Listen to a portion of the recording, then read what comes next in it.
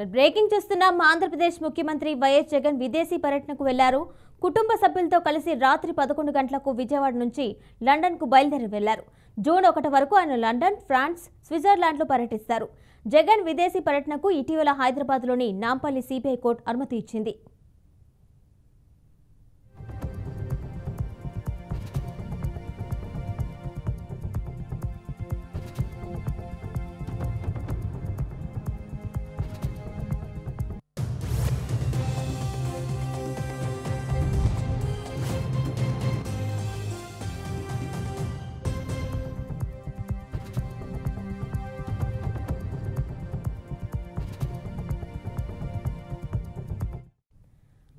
ఆంధ్రప్రదేశ్ ఎన్నికల వేళ తీరిక లేకుండా గడిపిన జగన్కు కాస్త విశ్రాంతి దొరికింది. దీంతో జగన్ విశ్రాంతి కోసం విదేశాలకు వెళ్లి రావాలని నిర్ణయం తీసుకున్నారు.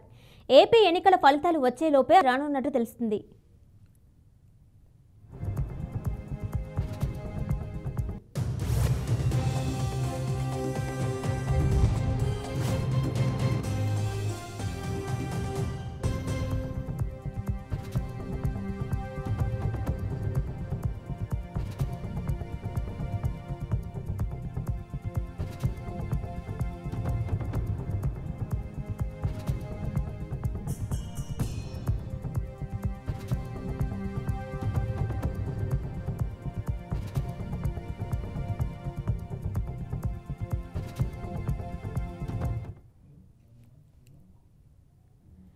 బ్రేకింగ్ చూస్తున్నాం. ఆంధ్రప్రదేశ్ ముఖ్యమంత్రి వైఎస్ జగన్ విదేశీ పర్యటనకు వెళ్లారు.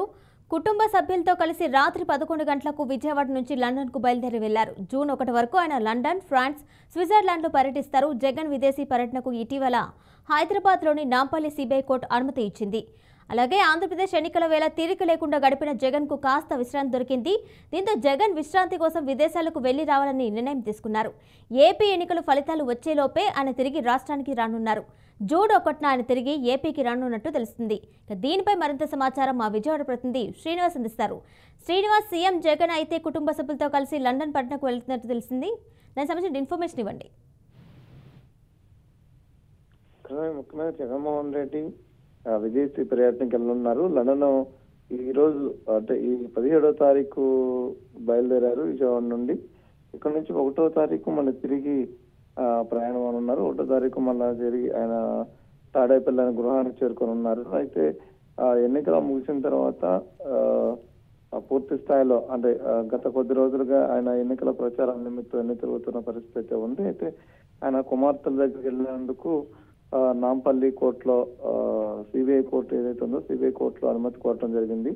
అయితే సిబిఐ కోర్టు మొదట దాన్ని నిరాకరించినప్పుడు కూడా తర్వాత విదేశాలకు వెళ్ళడానికి అనుమతి అయితే ఇవ్వడం జరిగింది. అయితే జూన్ 1వ తారీఖు మళ్ళీ తిరిగి రిటర్న్ అవ్వాల్సిన పరిస్థితి ఉంది. రిటర్న్ అయిన తర్వాత ఆయనకి ఇచ్చినటువంటి పాస్పోర్ట్ ఏదైతే ఉందో పాస్పోర్ట్ అదేవిధంగా సంబంధించినటువంటి పత్రాలన్నీ కూడా తిరిగి మళ్ళీ కోర్టుకు సమర్పించాల్సిన పరిస్థితి అయితే ఉంది. అయితే ఈ 17వ తారీఖు నుంచి అంటే ఈ 17వ తారీఖు నుంచి 1వ తారీఖు వరకు కూడా ఆయన విదేశీ పర్యటనలో ఉన్నారు. వచ్చే 4వ తారీఖున ఫలితాలు ఉన్న ఎన్నికల పోలింగ్ ముగిసిన తర్వాత పడాల్సిన పరిస్థితి అయితే ఉంది. ఇప్పటికే నాయకులందరూ కూడా పెద్ద ఎత్తున ఫలితాల కోసం ఎదురు చూస్తున్న పరిస్థితి అయితే ఉంది. అయితే చాలా వరకు కూడా ఆంధ్రప్రదేశ్ లో ఉన్నటువంటి చాలా ముఖ్య నాయకులందరూ కూడా కొంత విదేశీ పర్యటన కావచ్చు, అదేవిధంగా దేవాలయ సందర్శనాల కోసం ఇతర పుణ్యక్షేత్రాలకు వెళ్తున్నటువంటి పరిస్థితి కూడా కనిపిస్తుంది. Right Srinivas, thank you.